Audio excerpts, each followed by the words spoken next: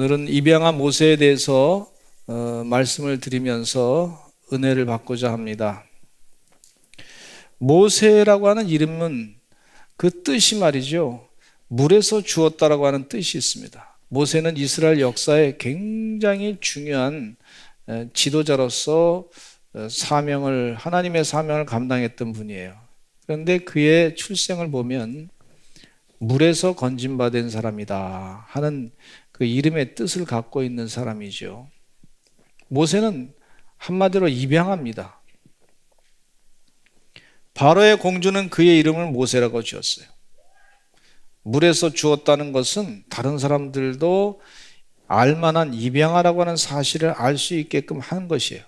평생 모세라고 하는 이름을 부를 때 모세, 그럼 사람들이 생각하기를 저 사람은 물에서 건진 사람이야, 이렇게 생각을 할 수 있단 말이죠. 모세는 물에서 건진 사람이다. 바로 공주의 아들이라 그랬는데 물에서 건졌다. 그러니까 입양하라고 하는 사실이 다른 사람에게 다 알려진 거예요. 저 사람은 입양했어. 근데 하나님은요, 입양한 그런 처지와 상황보다도 하나님은 더 크신 분이십니다. 모세를 통해서 하나님이 일하신단 말이죠. 그래서 바로왕의 공주는 이집트인 유모를 찾지 않고 히브리인 유모를 찾았어요. 근데 그 유모는 공교롭게도 모세의 생모였던 것을 볼 수가 있습니다. 이것은 하나님이 하신 겁니다. 아, 하나님이 하시는구나. 우리가 삶을 살다 보면 하나님이 아니면 어떻게 이런 일이 벌어질까? 이런 일들을 경험하셨으리라 생각합니다. 하나님이 아니면 어떻게 이런 일이 있을까? 이거 내가 어떻게 이런 일을 경험할 수 있을까? 이럴 정도의 그런 경험이 간증처럼 다 우리 성도님들 가운데 있게 될 줄로 믿습니다.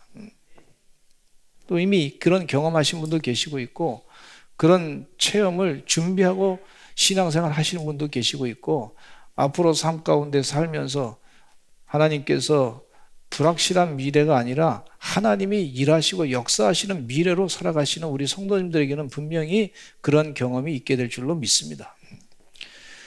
첫째, 나는 이집트인인가 히브리인인가? 모세는 자라면서 나는 이집트 사람이야, 애굽 사람이야, 도대체 히브리 노예의 족속의 사람이야. 이 둘의 정체성에 좀 혼란이 있었을 거라고 여겨져요. 자신을 낳아주고 젖을 먹여준 생모와 이집트 왕실의 모든 좋은 조건 속에서 자신을 양육시켜준 바로 왕의 딸인 공주, 즉 양목 사이에서 모세는 이방애들이 흔히 겪는 심리적인 고충이 있었음을 알게 돼요. 모세라고 하는 이름은 생모가 아닌 양모가 지어진 것을 계속적으로 사용했던 것입니다. 모세는 양모, 바로 왕의 공주, 그 공주가 너는 모세야, 물에서 건졌어 라고 이름을 지어줬단 말이에요. 내 태에서 난 자가 아니라 물에서 젖었어, 그런 얘기죠. 그러니까 그 양모의 영향을 그러면서도 받으면서도 자랐단 말이죠. 그리고 생모의 영향도 또 받으면서 자랐어요. 너는, 생모가 얘기하기를 너는 히브리 족속이다. 너는 하나님을 알아야 되는데 아브라함의 하나님, 이삭의 하나님, 또 야곱의 하나님, 요셉의 하나님, 그 하나님께서 그렇게 축복해 주신 그런 족속의 그런 자녀다, 이렇게 가르쳐 줬단 말이에요. 그러니까 둘 사이에서 항상 정체성의 혼란을 가지고 살았던 그런 모세라고 볼 수가 있습니다. 현재 자신이 살아가는 세상은 이집트인들이 지배하는 세상임을 잘 알게 됐어요. 40년 동안 궁정에서 공부하는 동안에 이집트 애국 교육, 최고의 교육을 받는 동안에 그가 말이죠, 이집트인이다, 교육받을 때는. 그런데 생모를 생각하면은 또 나는 히브리인이다, 이렇게 생각했단 말이에요. 그러니까 정체성의 혼란이 있었던 것을 볼 수가 있습니다. 어떤 내가 애굽 사람으로 살아갈까? 히브리 사람으로 살아갈까? 아마 마음 가운데 하루에도 여러 번 왔다 갔다 마음이 흔들렸으리라 생각해요. 마음이 왔다 갔다. 여러분, 마음이 왔다 갔다. 네. 교회 다니면서도 신앙생활 하면서도 세상에 살다 보니까 어떤 때는 세상으로 갔다가 어떤 때는 교회 와서 내가 그러지 말아야지 또 이렇게 교회 왔다가 또 하루에도 마음이 열로 갔다가 세상으로 갔다가 그 이익에 의해서 내 욕심에 의해서 골로 갔다가 또 다시 마음이 이쪽으로 또 교회 내가 그러지 말아야지 또 이렇게 왔다 갔다 정체성의 혼란. 여러분 교회 나오실 때도 내가 교회 나가서 오늘 하나님 말씀의 은혜를 받아야 되는데 그런 마음을 가지고 오신 분도 계시리라 생각합니다. 그런데 어떤 분은 부모님에게 끌려가지고 오신 분도 계시고 있고 내가 정말 기독교인으로 살아가야 돼 앞으로 아니면 내가 세상에 그냥 요구하는 대로 살아가야 돼 뭐 이러면서 마음의 정체성이 아직도 흔들리고 왔다리 갔다리 하는 그런 사람들도 있어요. 모세도 그런 경험을 했어요. 하나님의 위대한 지도자 모세는 그런 경험을 했단 말이죠. 나는 누구인가? 이집트인인가 아니면 히브리인인가? 여호와 하나님을 섬길 것인가 아니면 애굽의 신들을 섬길 것인가? 왜 나의 생모는 나를 나일강에 버려야 했나? 하는 질문을 많이 하면서 성장했으리라 생각합니다. 저도 어렸을 때 저 뿌리에 대해서 생각하고 어머니한테 물었어요. 어머니, 저거 어떻게 태어났습니까? 어르신들이 옛날 어르신들이 하는 얘기가 있잖아요. 지금은 뭐 그렇게 안 가르치지만은 옛날 어르신 하는 얘기가 너를 다리에서 주워왔노라 이러잖아요. 그래서 제가 왕십리 다리를 자꾸 다니면서 유심히 쳐다봐서 다리가 어떻게 생겼나. 도대체 나를 다리에서 주워왔는데 이거 물 지나가는 개울가 다리에서 나를 주워왔나? 아니면 추운 겨울에 그 큰 이 굴레방 다리 밑에서 나를 주워왔다는데 도대체 철길 다리 밑에서 주워왔나? 아주 유심히 관찰했는데도 아무도 흔적을 발견할 수는 없었어요. 뭐 지금은 뭐 잘 생리학적으로 잘 가르쳐주고 있다 생각하는데 그래서 제 정체성이 그 얘기 듣고서 혼란했던 그런 시기가 있었습니다. 근데 가만히 보니까 다리 밑에 추워가지고 또 더울 때는 엄청 덥고 힘들었게 태어났구나 이런 생각을 했는데 하여튼 그런 생각을 했고 자라났던 혼란한 그런 나를 주워갔다 그러면 어머니가 어떻게 된 거야 이게 혼란한 그런 시기가 있었어요. 지금 뭐 그렇게 얘기하면 안 되죠. 내 이집트 공주의 아들 만약에 애굽의 바로 왕이 모세가 출신 성분을 분명히 바로 왕이 출신 성분을 모세의 출신 성분을 제대로 알고 있었다 그러면 분명히 알고 있다면 모세는 자신이 이집트 공주의 입양아로서 바로 왕의 후계자가 될 수 없음을 안 상태에서 불안한 마음을 갖고 있었으리라 생각해요. 불안한 마음. 언제 자신의 운명이 죽음을 당하게 될지 모르는 그런 불안한 마음도 있었을 거라 생각합니다. 그러나 반대로 바로 왕이 그의 출신 성분을 몰랐다면 언제 발각될지 모른다고 하는 불안한 마음을 또 갖고 있었을 것이고 그의 신분이 노예로 전락할 것이라고 하는 불안함을 가지고 살았을 것이다. 그렇게 보여집니다.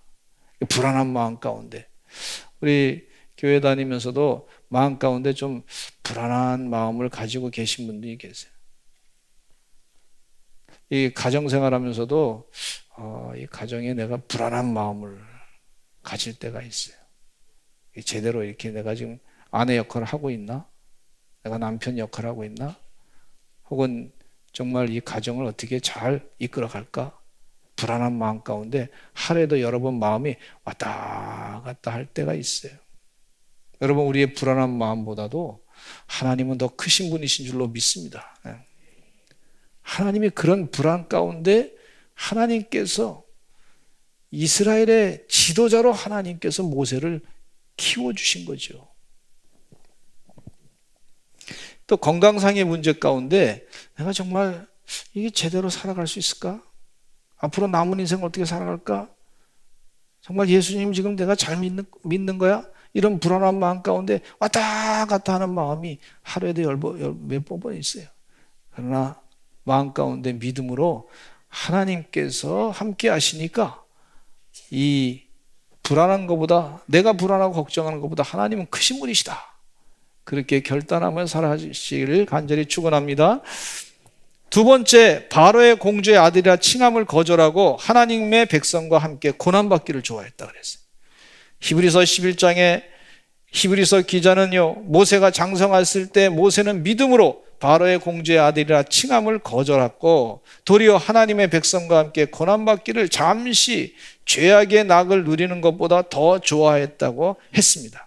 40세가 되던 해에 이집트 사람이 자신의 동족인 히브리 노예를 괴롭히는 것을 보고 이 이집트 사람을 쳐 죽이고 그를 모래 속에 몰래 숨겨버립니다. 묻어버립니다.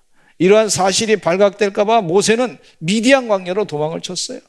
미디안 광야로 도망친 모세는 마침내 히브리인으로서 동질감을 느끼게 되는데 모세의 출생을 보면요, 그의 부모의 입장에서 보면 아주 힘든 일이었어요. 바로왕은 남자아이는 다 죽이라는 명령이 떨어진 상태였어요. 그 명령을 듣고 아기를 임신한 모세의 생모 요게벳은요, 마음에 굉장히 불안한 마음이 있었을 거예요. 야, 딸이면 좋을 텐데, 아들은 안 되는데, 아들은 죽이라 그러는데, 아들은 태어나도 소용없는데, 죽는데, 얼마나 마음이 불안했을까. 그러니까 이 불안한 마음이 모세에게도 아마 전달됐으리라 생각합니다. 원치 않는 임신이 아닌가, 원치 않는 출생이 아닌가, 이런 마음을 가지고 있었던 모세가 아니었을까, 이런 생각이 들어져요. 불안감 속에서 태어난 모세는 원하지 않는 아이였단 말이죠. 모세를 3달 동안이나 몰래 키웠습니다. 나일강에 무조건 버려야 하는 상황에서도 모세를 3달 동안 몰래 키웠던 것을 볼 수가 있습니다. 아이의 울음소리가, 모세가 어렸을 때 울잖아요. 아이들 울잖아요. 내가 지금 먹을 거 있습니다, 내가 지금 어디가 불편합니다. 그럼 자기가 할 수 있는 언어가 최고의 하나밖에 없는데 우는 거밖에 없잖아. 우는데 좀 울어도 좀 시큰 울었으면 좋겠는데 이 3달 동안 숨기는 동안에 다른 사람들이 모세가 우는 것을 들을까 봐 말이죠, 이 부모님께서 조마조마하면서 모세 입을 막 막았단 말이에요. 그래서 혹시 모세가 말더듬이가 된 거 아닌가, 이런 생각도 좀 드는 거예요.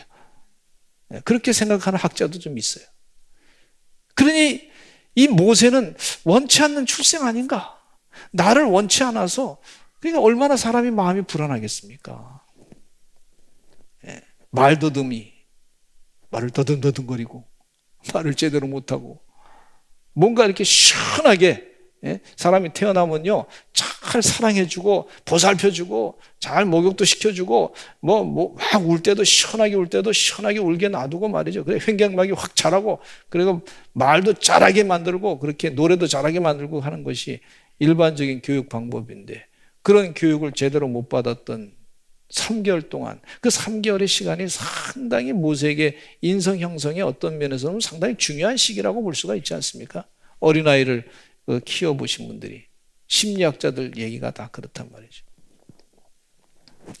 불안과 초조 속에서 3달을 숨겨서 키웠던 어머니의 젖을 먹은 모세는 어머니의 사랑을 그나마 충분하게 경험할 수 있게 됐어요. 부모의 불안감이 그러나 모세에게 전달이 되었을 겁니다. 야, 이 아이를 잘 키워야 될 텐데. 불안한 마음 가운데 키우고 있는 어머니 요게벳의 이 모습. 근데 이 갈대 상자 속에서 이 모세가 있었지만은 그 안에 이제 어머니 품을 떠나서 죽는 길로 가는 거예요. 근데 본인은 느끼지 못하지만 그러나 그 불안감, 부모하고 단절되는 그런 단절의 그 불안감 있었던 걸 볼 수가 있어요.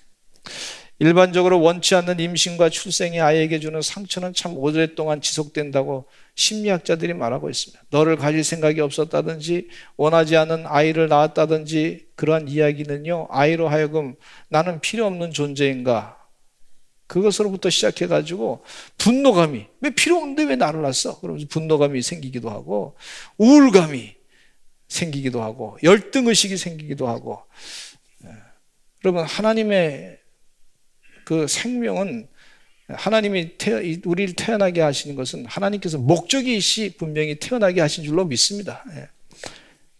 그러니까 이 자기 열등감에 빠질 수 있는 그런 자기 연민에 빠질 수 있는 것을 극복하는 것, 그거보다 크신 분이 바로 하나님이시고, 하나님께서 이 세상에 나를 목적이시 태어나게 했다고 하는 그런 믿음이 이 모든 자기 연민, 이 불안감, 이것을 극복하게 할 수 있다고 하는 사실입니다. 저는 우리 교회 성도님들이 이 믿음을 가지고 불안감, 자기 연민, 나를 부모님께서 버리신 거 아닌가? 이런 것도 다 이겨내시고 극복하시기를 간절히 축원합니다. 분명히 목적이 있어서 이 땅에 태어나게 하신 줄로 믿습니다.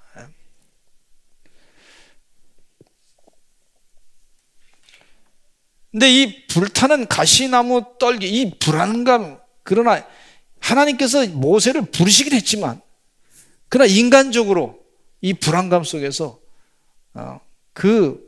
자기를 이제 하나님께 표현하는 거예요.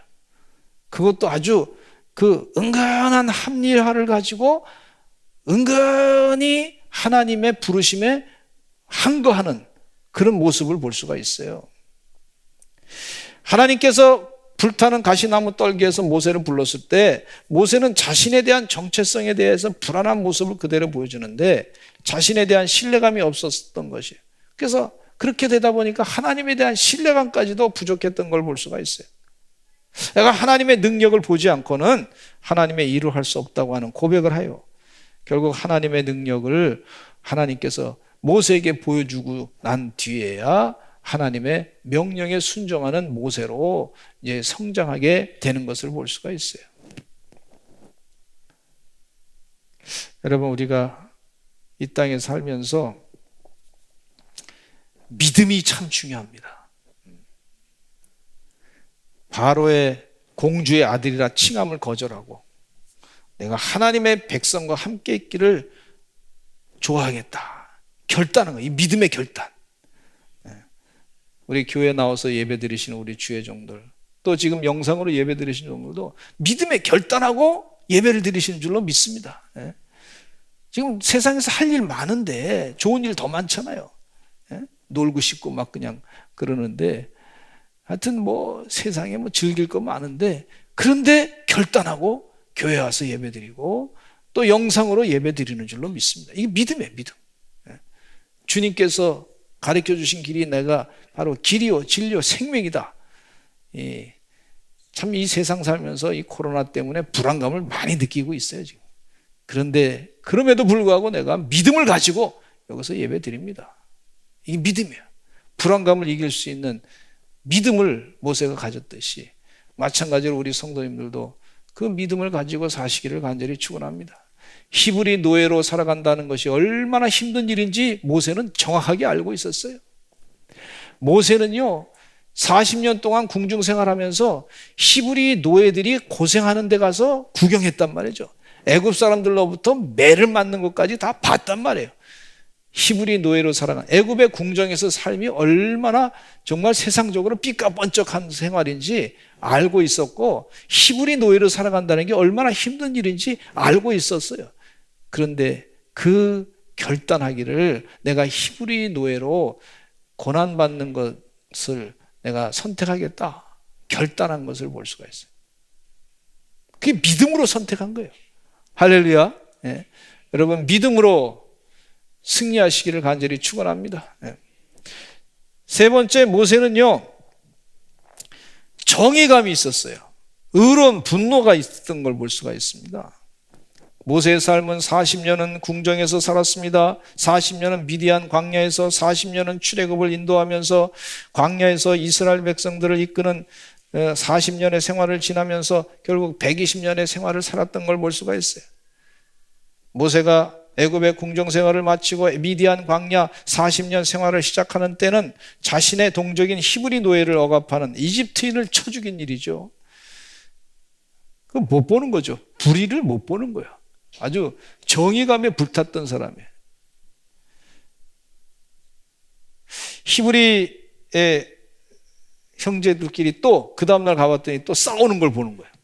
그래서 싸울 때 잘못한 사람 보고 당신 잘못했습니다. 좀 참으시기 바랍니다. 뭐 그렇게 얘기했더니 그 히브리 노예 가운데 그 한 사람이 누가 당신을 우리의 우리의 재판장으로 세웠느냐 그러면서 어제 그 애굽 사람을 죽인 것처럼 나를 죽이려고 하느냐 이렇게 하니까 말이죠. 모세가 걱정이 돼가지고 자기가 했던 잘못된 것이 발각될까 봐 걱정돼가지고 미디안 강요로 도망친 것을 볼 수가 있어요. 하여튼 정의감이 불탔던 사람이에요. 근데 미디안 광야에 가서 지내는 동안에 미디안 제사장 이드로의 7딸들이 양머리를 칠 때 다른 목자들이 우물들을 차지하고 7딸들을 쫓아내는 것을 보면서 그들을 도와줬어요. 그리고 물을 직접 길어가지고 양들에게 물들을 마시게 했던 걸 볼 수가 있어요.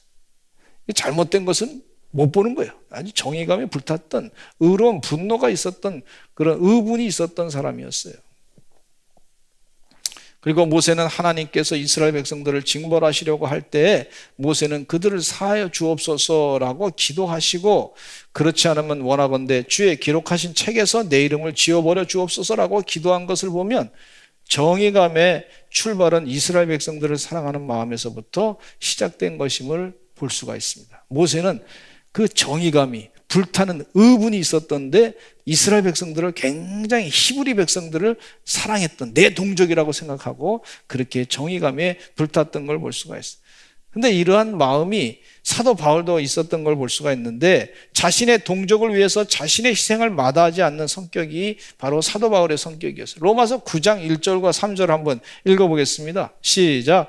나에게 큰 근심이 있는 것과 마음에 그치지 않는 고통이 있는 것을 내 양심이 성령 안에서 나와 더불어 증언하노니 나의 형제 곧 고륙의 친척을 위하여 내 자신이 저주를 받아 그리스도에게서 끊어질지라도 원하는 바로라 그랬어요. 내가 예수님을 믿고 예수님과 동행하는 게 가장 큰 인생의 목표인데, 근데 내 동족이 구원받는 것을 보면 그리스도에게서 끊어질지라도 내 동족이 구원받는 게 내가 또 행복이다, 이렇게까지 아주 얘기했던 이 사도 바울의 열정을 또 볼 수가 있습니다. 스데반 집사님께서 순교당할 때 그 자리에 있어가지고 율법적으로 죽음당했던 그 스데반 집사님에 대해서 당연하게 여겼던 사람, 아주 이 굉장히 그 세상적으로 보면 정의감이 불탔던 그런 사람이라고 볼 수가 있어요. 그런데 모세는요, 하나님께서 인정하기를 성경 말씀을 보니까 온유한 사람으로 하나님께서 인정을 했어요. 세상에 온유한 사람이 그 같은 사람이 없다 그랬는데 가만히 보니까 굉장히 급한 성격인 것 같고 정의감이 불타는 성격인 것 같고 의로운 분노가 많았던 사람인 것 같은데 하나님께서는 그를 평가하기를 보니까 아주 온유한 사람이다, 이렇게 평가하고 있어요. 그러니까 온유 가운데는 그냥 참고 가만히 있는 것 정도가 아니라 우리가 생각하는 참고 그냥 가만히 있는 게 온유가 아니라 확실한 하나님의 뜻에 의해서 정의감에 불타서 사는 의로운 분노가 있는 사람이, 그런 사람이 또 정말 온유한 사람이다. 하나님이 평가할 땐 그렇게 평가한 걸 볼 수가 있어요. 40일 동안 하나님의 언약의 돌판을 받기 위해서 호렙산 가가지고 열심히 기도했던 모세가 그 돌판 2개를 가지고 내려오는데 보니까 말이죠, 이스라엘 백성들이 그 산 밑에서 제사를 지내는 거예요. 금송아지 만들어 놓고 우상을 숭배하는 거예요. 난리가 아닌 거예요.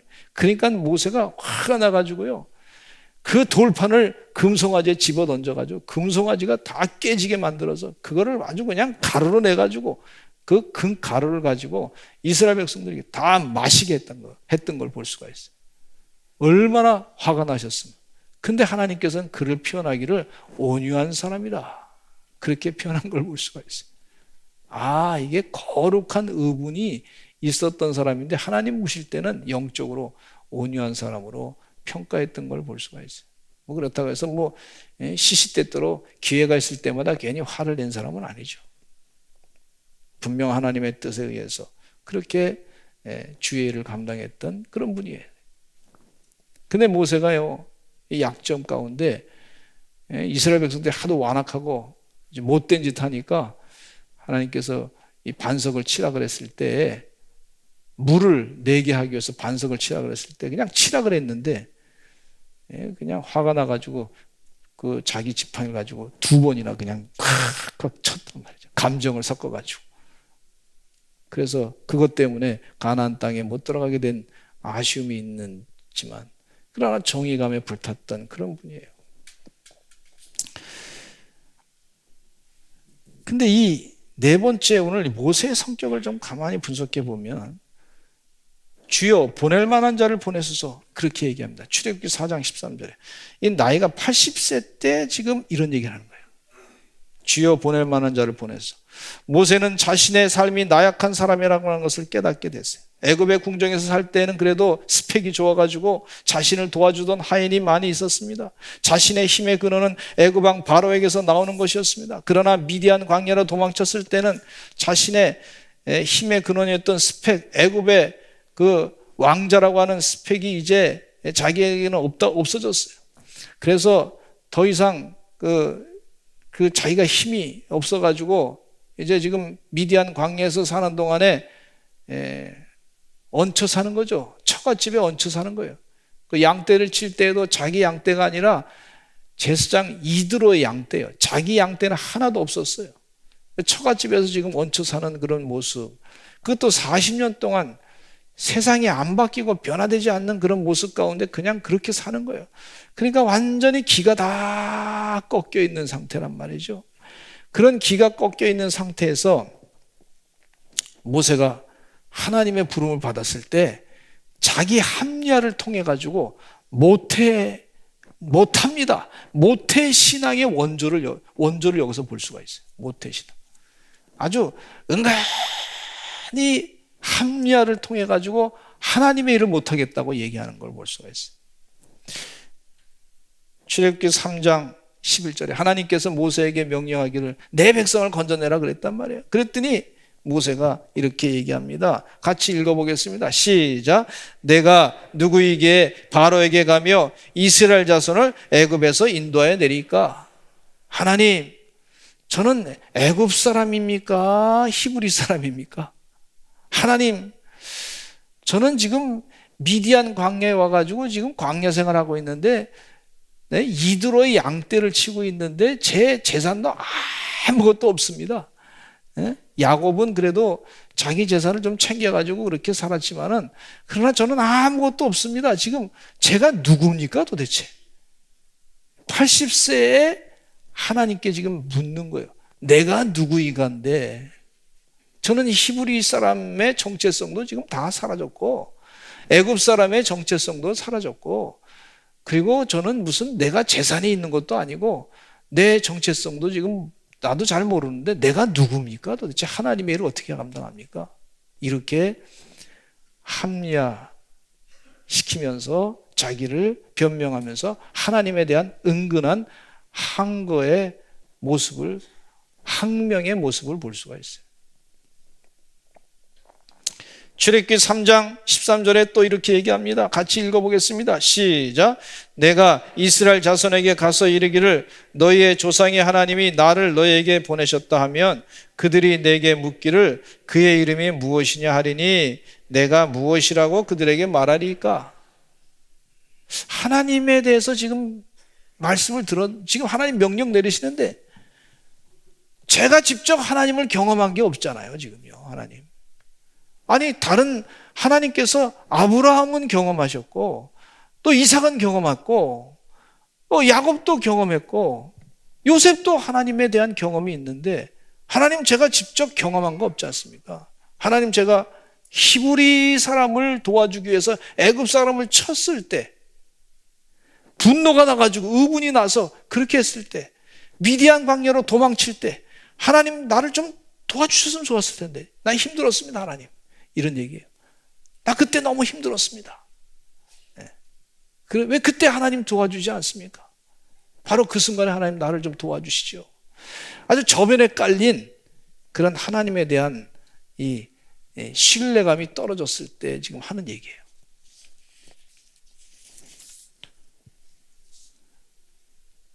출애굽기 4장 1절을 한번 또 읽어보겠습니다. 시작. 그러나 그들이 나를 믿지 아니하며 내 말을 듣지 아니하고 이르기를 여호와께서 내게 나타나지 아니하셨다 하리이다. 아니 제가 이 히브리 노예를 바르게 좀 이렇게 가르쳐 주려고 얘기했는데 그 사람 가운데 누가 너를 재판장으로 세웠느냐 이렇게 얘기하지 않았습니까? 누가 너를 우리의 판단관으로 심판관으로 세웠느냐 이렇게 얘기하는 그런 히브리 사람들 노예들이 있었는데 제가 가서 얘기한들 하나님이 어디 계시냐고 얘기한들 누가 나를 믿어주겠습니까? 하나님 이런 얘기예요. 그들이 하나님이 나를 보냈다고 얘기했을 때 그들이 나를 믿을까요? 지금 이 얘기예요. 내가 그렇게 경험했는데 그 사람들이 절대 나를 믿지 않을 겁니다. 합리적으로 지금 하나님께 항명하고 있는 걸 볼 수가 있어요. 또 출애굽기 4장 10절에 이런 말씀이 있어요. 같이 읽어보겠습니다. 시작. 오 주여 나는 본래 말을 잘하지 못하는 자니이다. 주께서 주의 종에게 명령하신 후에도 역시 그러하니 나는 입이 뻣뻣하고 혀가 둔한 자니이다. 하나님 나 말 잘 못하지 않은 거 아시지 않습니까? 제가 어렸을 때 막 울고 그렇게 했을 때 어머니께서 아버지께서 막 내 입을 막고 막 하니까 입을 막 그냥 그래서 더듬대는 그런 사람으로 지금 자라났는데 알지 않습니까? 저 말 못하는 사람인데 어떻게 하겠습니까? 이렇게 하나님께 항명하는 거죠. 합리화를 해서 나 못합니다. 모태신앙이 모태신앙. 그러면서 마지막으로 결론적으로 출애굽기 4장 13절에 이런 얘기를 하고 있어요. 이런 얘기합니다. 시작. 오 주여 보낼 만한 자를 보내소서. 하나님 저 못합니다. 보낼 만한 자를 보내소서. 이렇게 모세가 아주 내 옛날에 받은 상처를 그대로 하나님께 항명하는 거예요. 항명하는 거예요. 이 인간의 이 모습이 있어요. 제가 서울에서 목회할 때 서울 얘기하면 좀 알아들으시기 바랍니다. 서울에서 목회할 때 어떤 분이 신방 갔는데 가만히 보니까 헌금 생활이 아주 떨어졌어.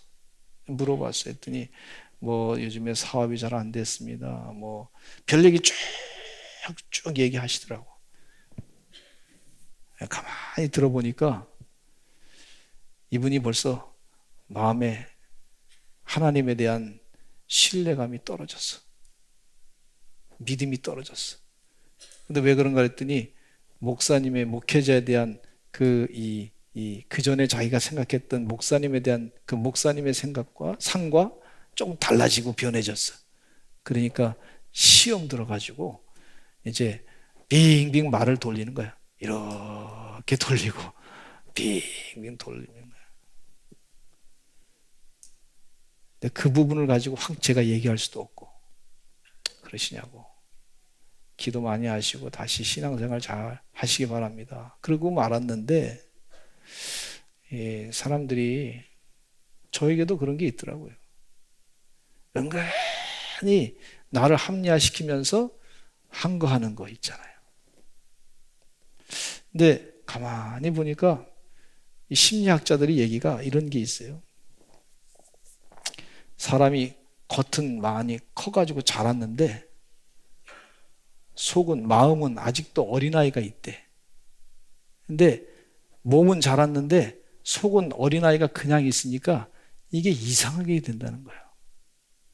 가만히 저도 생각해 보니까 저 자신도 가만히 되돌아보고 자꾸 돌아보니까 어른아이가 있더라고 아직도. 이런 부분에서는. 이런 부분에서는 어른인데 마음은 아이야. 그런 게 있더라고. 그러면서 은근히 돌려가지고 이거 못하겠다 저거 못하겠다고 은근히 합리화해가지고 그렇게 사람들이 그렇게 됩니다. 그러나 여기서 참 중요한 얘기가 그러나 하나님은 그 사람들의 합리화보다 하나님은 더 크신 분이신 줄로 믿습니다. 하나님 그거 다 알고 계시고 다 들으시고 모세의 얘기 다 들으시고 그러면서 그를 설득을 하시고 또 설득하시고 또 보여주시고 능력을 나타내 주시고 확인시켜 주시고 그렇게 하시더라고 하나님께서. 지금 다 얘기할 수는 없지만 하나님은 우리 합리화해서 모태신앙 그거보다 하나님은 더 크신 분이야. 하나님 크신 분이시구나. 그러면서 결론적으로 하나님께서 마지막으로 5번째, 그 외에는 모세와 같은 선지자가 일어나지 못하였나니 그랬어요. 우리 안에 말이죠, 내면에 여러 가지 이 심리적으로 그런 갈등들이 있어요. 저도 어렸을 때 받았던 이런 자그마한 상처들, 어렸을 때 뭐 경제적으로 어려우니까 말이죠, 어머님 학교에서 오라 그러고 등록금 내라 그러고 뭐 자꾸 그런 얘기 듣고 말이죠, 뭐 하여튼 좀 많이 그게 힘들었어요. 그때 하나님 확실하게 도와주시면 얼마나 좋았을까 그랬는데, 그러면서 은근히 하나님에 대한 이 신뢰감이 떨어졌던 그런 적도 있었습니다. 근데 하나님께서 나중에 신학교 4년 다니는 동안에 장학금 받게 하시고 다 갚아주시더라고, 그것도. 하나님은 나보다 크신 분이셨어. 할렐루야. 하나님은 우리보다 크신 분이세요. 그래서 신명기 34장 10절에 같이 읽어보겠습니다. 시작. 그 외에는 이스라엘의 모세와 같은 선지자가 일어나지 못하였나니 모세는 여호와께서 대면하여 아시던 자요. 모세는요, 하나님과 대면해서 아는 사람이 된 줄로 믿습니다. 모세는 입양아였습니다. 입양아. 그러나 하나님께서 나중에 그를 바꾸시기를 하나님과 대면해서 아는 사람으로 바꾸신 줄로 믿습니다. 그리고 모세는요, 굉장히 모태신앙의 아주 원조야. 합리적으로 자기를 자꾸 방어하는 방어 기제가 많았어요. 하나님 일을 못하겠습니다. 일 못하겠습니다. 방어 기제가 너무너무 많았던 사람인데, 그 지혜를 가지고, 자기 지혜를 가지고, 세상 지혜를 가지고 그렇게 했지만 결국은 하나님께서 그를 쓰시고자 할 때 보니까 그 과거의 쓴뿌리들을 다 해결해 주시고요, 하나님께서 모세와 같은 선지자가 없을 정도로 그렇게 만드시는 줄로 믿습니다. 저는 우리 교회 성도님들이 다 그런 분들이 되시기를 간절히 축원합니다. 그렇게 될 줄로 믿습니다. 하나님, 왜 그때 내 얘기를 왜 안 들어주셨나요? 그때 나 힘들 때 왜 응답 안 하셨나요? 그럴 수 있어요.